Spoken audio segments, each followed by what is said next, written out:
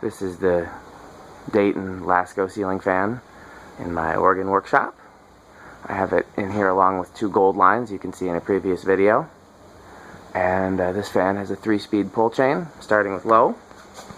So it's a little bit hard to access here. It's right below a big pile of stuff. I don't know if you can see there's a counter on the bottom. It shows you what speeds you're on, so we'll switch it from 0 to 1.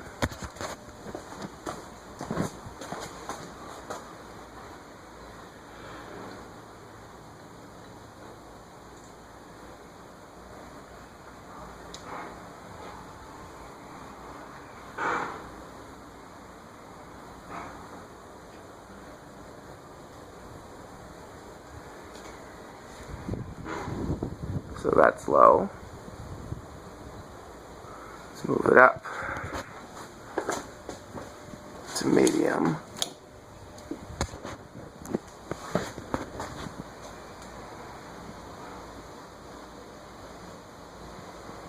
Takes a little bit of time for these to get up to speed, especially on the higher speeds. The motors were a little bit underpowered in my opinion. It's a 16-pole motor as opposed to an 18-pole motor. Most residential spinner fans have a 16-pole motor, but most commercial industrial ones would have an 18-pole motor.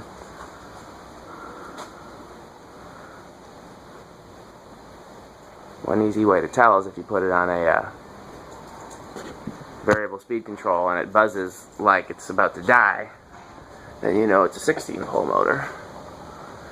Move it to high. And if it buzzes very slightly or not at all, that's probably 18-pole. Of course, there's other factors in that, but I have yet to meet a perfectly good 16-pole motor that didn't buzz like crazy.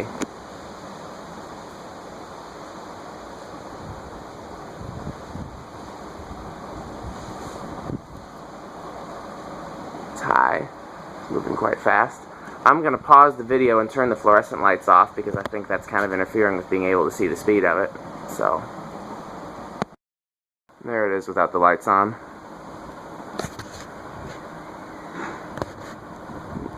Not sure if you can hear it. It's got quite a strong breeze. So let's watch it spin down. We'll be here a while. These have very, very good bearings. Only downside being that it's a very windy day, so the wind from outside might affect the spin down time. I can do another set of videos with the doors closed at some point, but it looks much better in here with the sunlight, so definitely one of my favorite fans. Love to buy some more of these.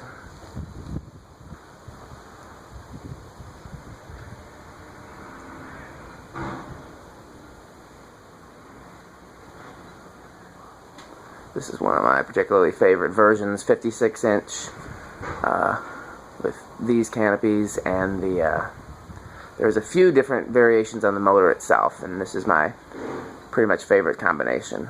I don't necessarily care if the upper canopy is 1-piece or 2-piece, but that's the shape of canopies that I like, and the shape of motor that I like, and the size, and just everything about this is one of my absolute favorite fans, so I'm very lucky to have it.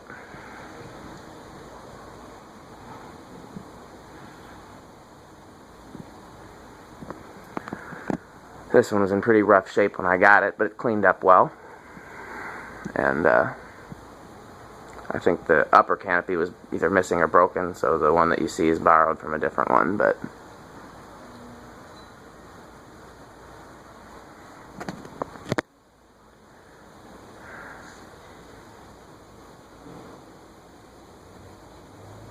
yeah, unless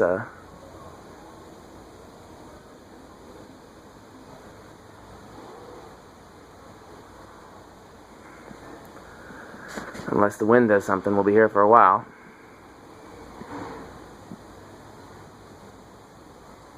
It's between the bearings and the heavy metal blades. These are steel blades.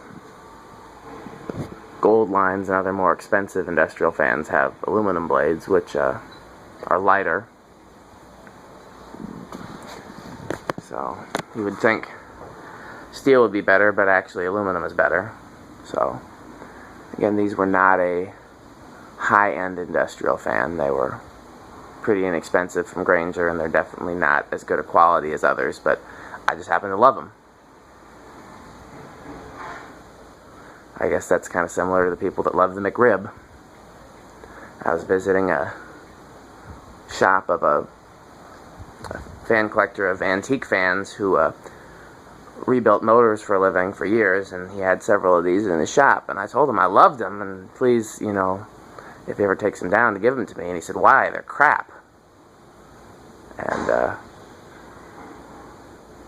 I just happen to love them. Probably because I remember them from my childhood, and they're definitely cool and unique when it comes to industrial fans.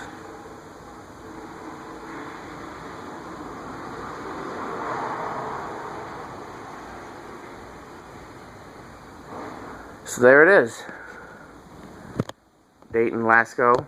By the way, if I've never explained why we call them Dayton Laskos, it's because they were made by Lasko Metal Products for Grainger, and Grainger relabeled them Dayton, which was their house brand. And so if you find them, 9 times out of 10, the fan either says Dayton or nothing. And the box will usually say Dayton on it. Every so often one pops up with a Lasko label or a Lasko box. But they were sold through Grainger. So, thanks for watching.